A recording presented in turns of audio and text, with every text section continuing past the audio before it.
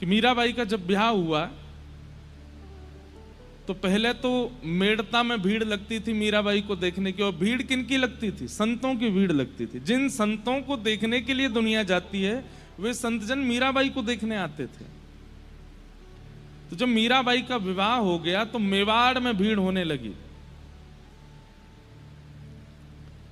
तो एक दिन कुंवर भोजराज जिनसे विवाह हुआ वो खिड़की पे खड़े खड़े नीचे देख रहे थे राजभवन की। तो देखा इतनी असंख्य भीड़ संतों की लगी है और सब टकटकी लगा करके देख रहे हैं। बोले हमें पता चलिए मीराबाई का कमरा यही है, वो इसी खिड़की से देखती हैं कभी कभी। तो जैसे ही मीराबाई खिड़की खोलती ना तो नीचे से सब संत आनंदित होकर के कहते जय हो जय हो जय हो जय हो, आनंदित हो गए। तो मीराबाई कान पकड़ती, ऊपर से दंडवत करती, सब संतों पर पुष्प वर्षा करती, ऊपर से आरती करती संतों की। तो कुंवर भोजराज सोचते कि पता नहीं चलता है कि मीरा इनकी पूजा करती है कि ये मीरा की पूजा करते हैं। एक दिन भोजराज गए और संतों से जाकर के ऐसे ही बीच में बैठ करके पूछने लगे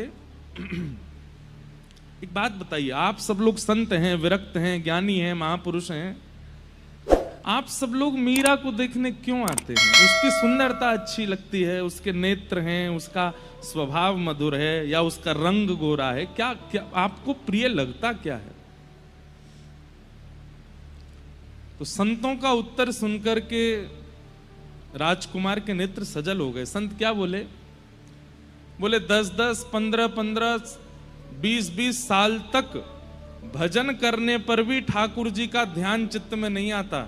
वो ठाकुर जी का ध्यान केवल मीराबाई को एक बार देखने मात्र से आ जाता है। 20-20 साल तक साधना करने पर भी जो ठाकुर जी का स्मरण चित्त में नहीं आता। हम मीराबाई को देख करके जैसे ही नेत्र बंद करते हैं तो नेत्रों के आगे ठाकुर जी ऐसे खड़े हो जाते हैं कि फिर हमको कहना पड़ता है कि ठाकुर जी अब चले जाओ, हमको और भी काम है। ये मीराबाई का स्वरूप है।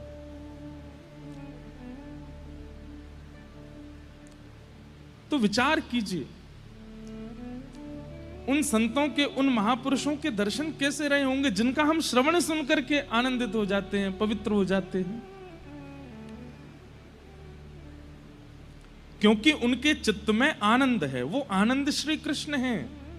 एक बात मेरी बहुत ध्यान से सुनिएगा,